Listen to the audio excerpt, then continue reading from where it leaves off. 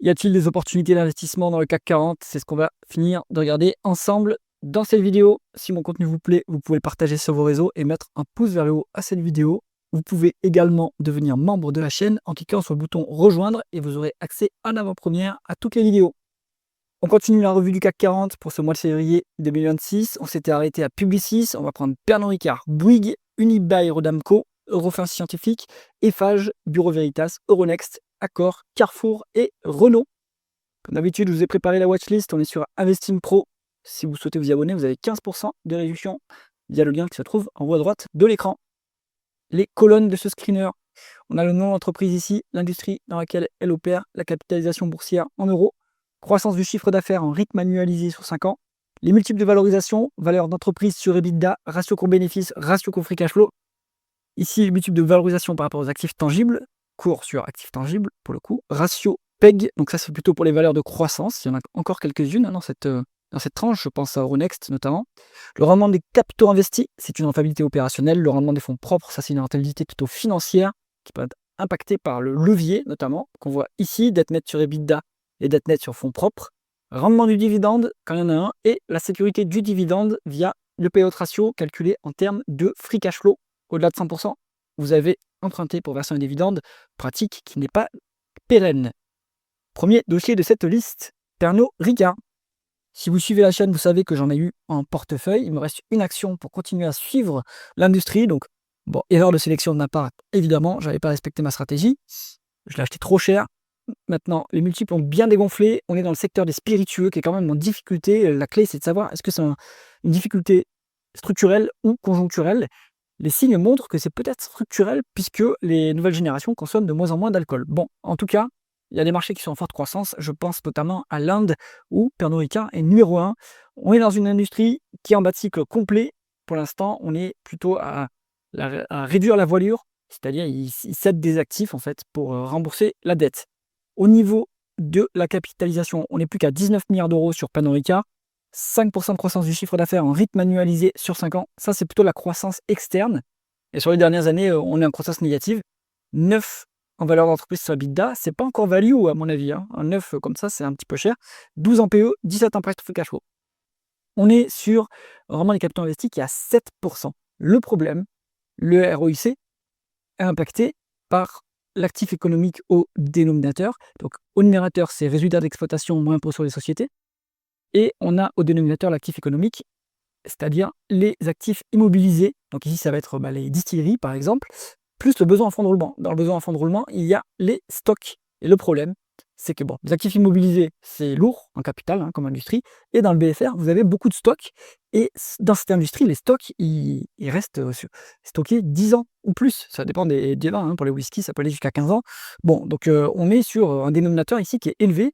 Donc, là, c'est une rentabilité de bas de cycle, d'accord, mais à ce niveau-là, on ne crée pas de valeur. La création de valeur, c'est ROIC moins WACC.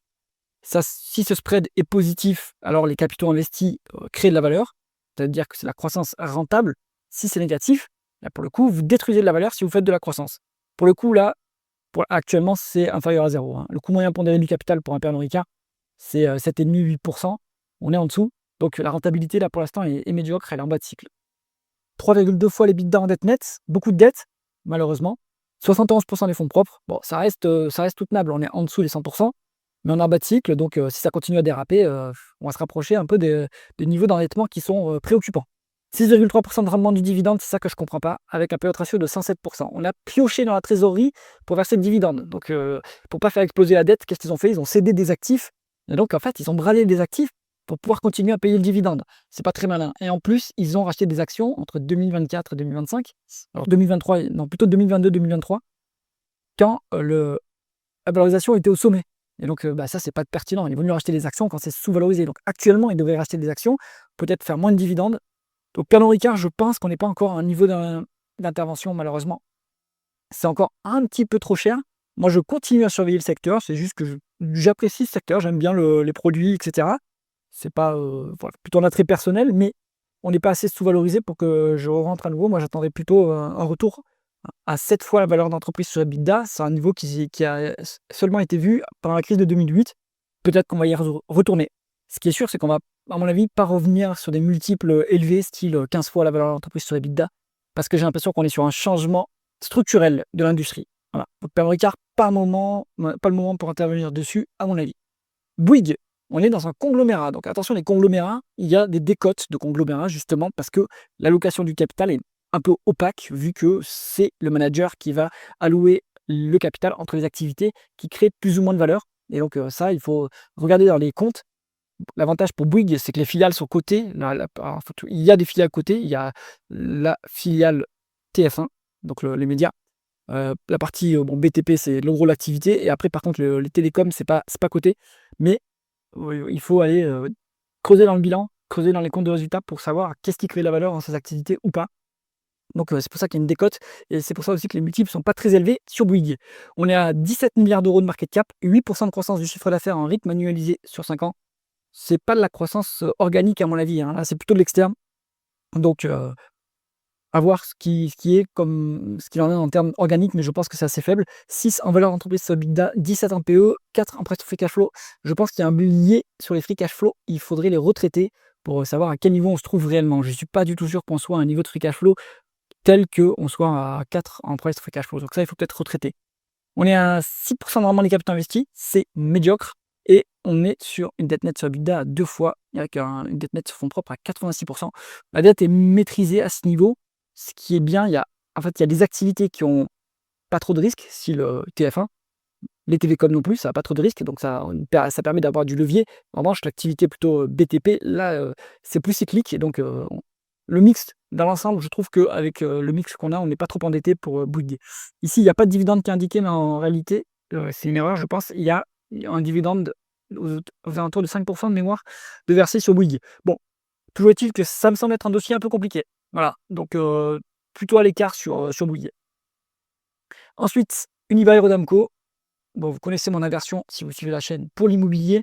Donc, on est ici sur une rate de centres commerciaux. Le consommateur français, bon, il n'est pas forcément en grande forme, et donc les revenus d'Unibail sont un peu indexés quand même sur la consommation.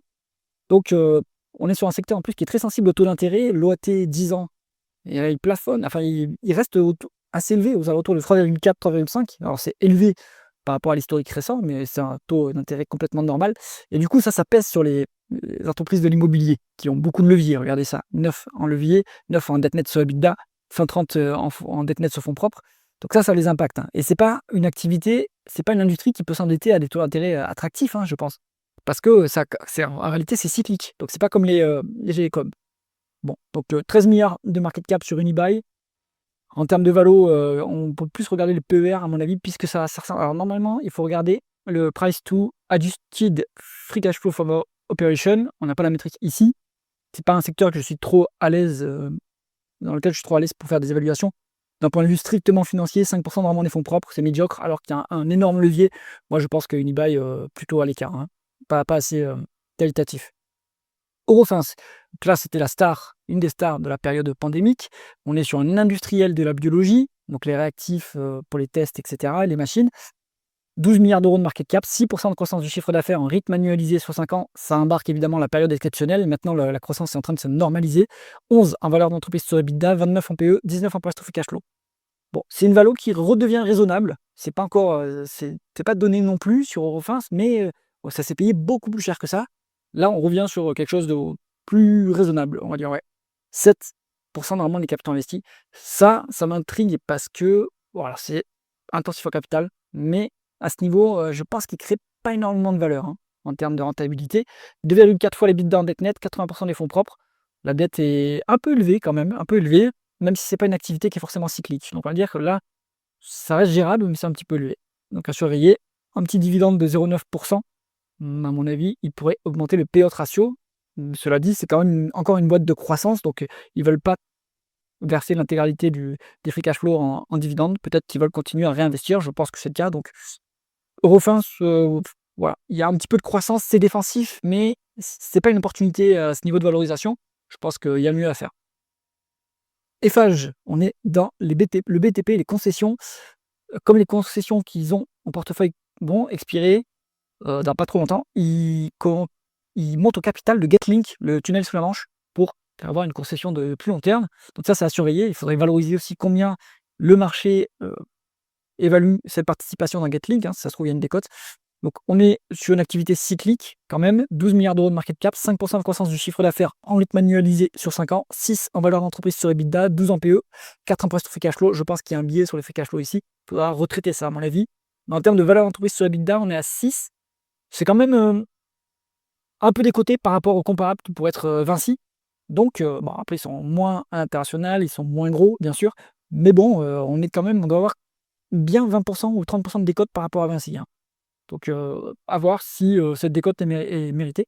7% de rendement des capitaux investis, c'est pas folichon comme rentabilité. Mais il y a beaucoup de leviers, 2,9 fois les l'EBITDA et 161% des fonds propres. Donc, vous avez un rendement des fonds propres qui est à 17%. Bon. Alors, normalement, la création de valeur, ça se regarde en termes de ROIC par rapport au coût moyen pondéré du capital. On peut éventuellement regarder en termes de ROE, donc rendement des fonds propres moins coût des capitaux propres. Mais bon, à mon avis, ce delta est positif, parce que le coût des capitaux propres pour un FH au maximum, ça sera 10%. Donc, bon, à mon avis, il crée marginalement de la valeur quand même, FH, mais c'est un peu cyclique.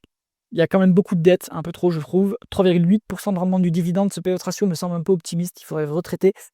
Voilà, je trouve pas qu'il y ait une opportunité cliente sur ce dossier.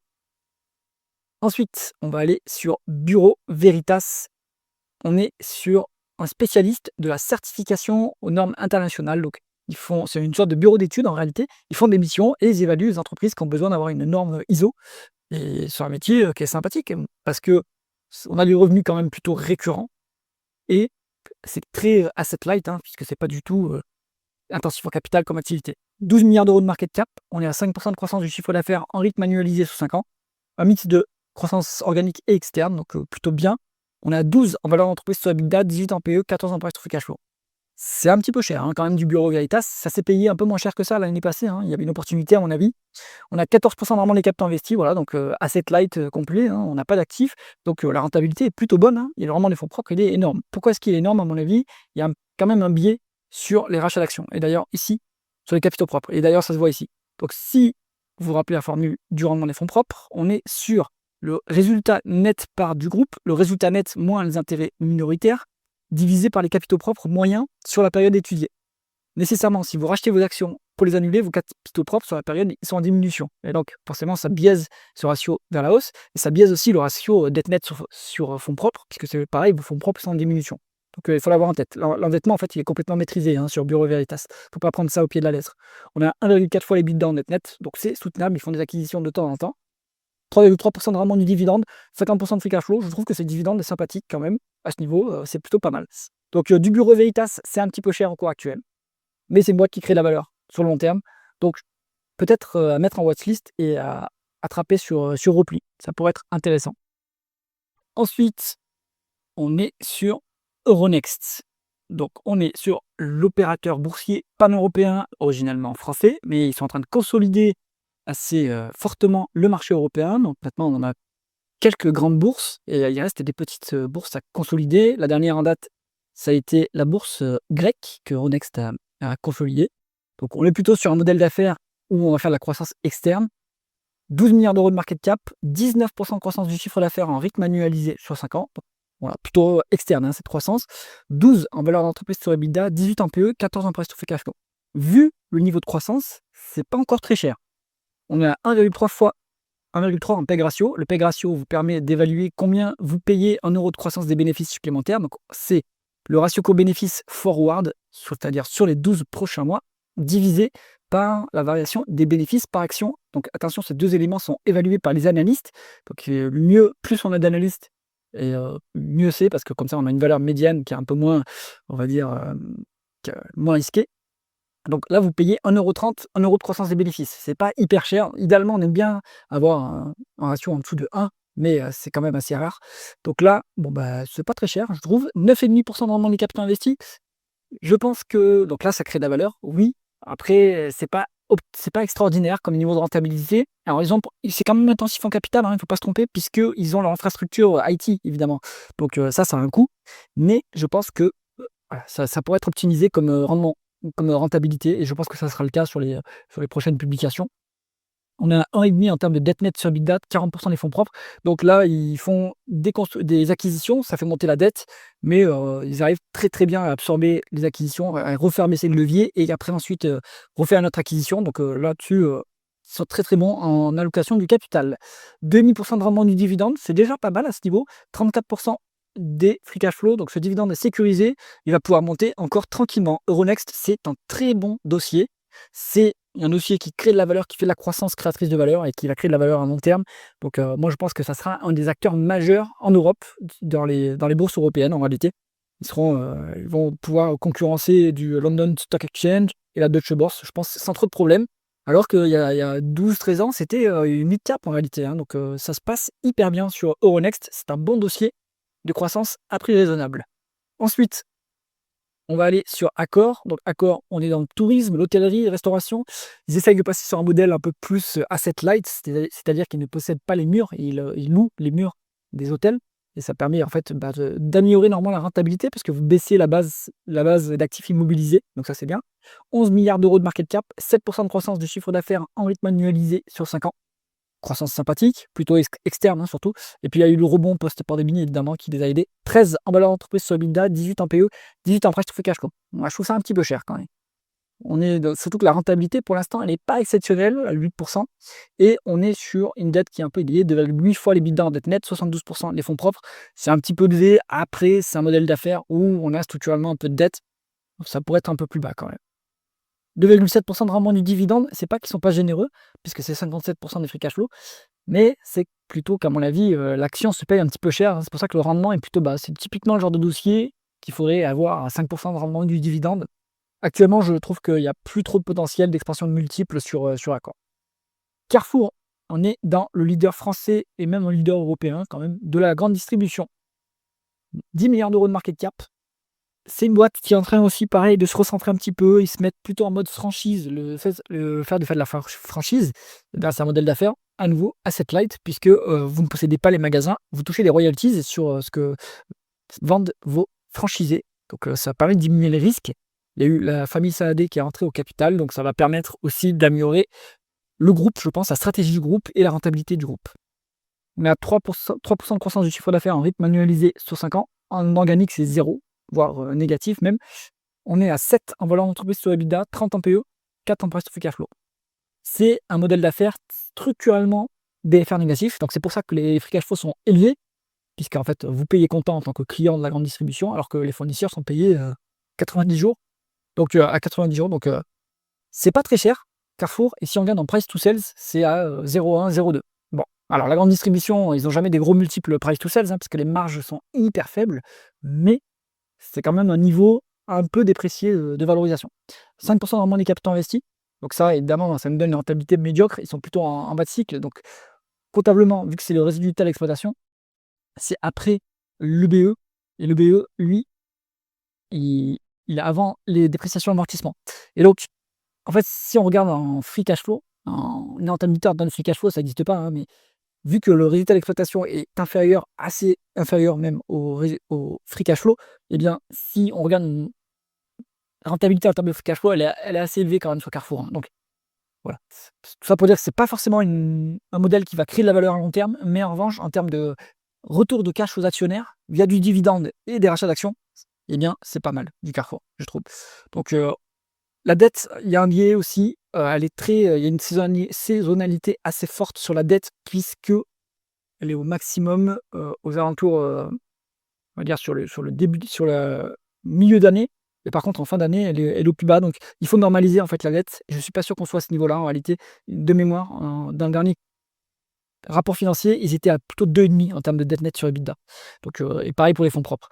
Et puis en plus, sur la période, il y a eu des rachats d'actions. Donc, ces fonds propres, ils sont en diminution. Donc, ça biaise un peu ce ratio. On est sur 6,6% de rendement du dividende, 37% des free cash flow. Ce dividende est sécurisé. Il y a eu un dividende spécial en plus, qui n'est pas inclus là-dedans. Donc actuellement, il me semble qu'on est plutôt sur un rendement du dividende autour de 8%, ce qui est pas mal. Donc Carrefour, pour moi, c'est value. Ça se regarde pour jouer le redressement et on peut patienter avec un dividende qui est quand même assez confortable et qui est bien assuré. Donc ça se regarde. Renault, automobile, attention, industrie en plein marasme en Europe, toujours. Maintenant que la transition vers le moteur thermique, vers le moteur électrique, pardon, a été repoussée. Ça va donner un peu un bol d'air à l'industrie automobile, mais il y a toujours la concurrence chinoise quand même qui fait beaucoup de mal à l'industrie.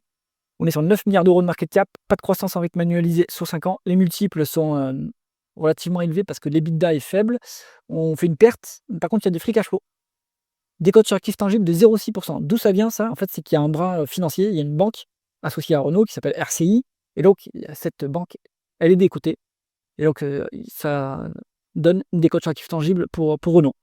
Je pense pas que pour autant qu'il y ait une opportunité d'investissement. On est à 2,5% normalement des capitaux investis, donc c'est la galère complète, il n'y a pas de rentabilité. Beaucoup de dettes, mais en fait, ça, c'est justement le bras financier qui fait monter la dette. Donc, il faut retraiter. Regardez la partie opérationnelle, je ne pense pas qu'elle soit endettée à ce niveau-là. 7% de rendement du dividende, qui a l'air soutenable, avec 57% de payout ratio en termes de free cash flow. Mais méfiance, méfiance. Donc, le secteur auto, pour moi, c'est à éviter. Si on fait de l'auto, on peut regarder les équipementiers qui m'ont l'air plus intéressants, du style Acwell, Plastic Omnium, Forvia. Voilà. Ils sont un peu plus intéressants d'un point de vue multiple, d'un point de vue solidité du bilan. Qu'est-ce qu'on garde dans cette liste? Je partirais bien sur du Euronext en numéro 1 quand même. Hein. Croissance à prix raisonnable, un dividende qui est quand même sympa déjà. Ça, c'est pas mal. Pour faire de la value, on peut regarder du Carrefour. Je pense que le redressement va continuer de se poursuivre. Ça va être pas mal. Et pour de la croissance à prix raisonnable, toujours, on va pouvoir faire du Bureau Veritas. Je trouve que c'est pas mal aussi. J'espère que cette analyse vous a intéressé. Si c'est le cas, mettez un pouce vers le haut et pensez à vous abonner à la chaîne. À bientôt.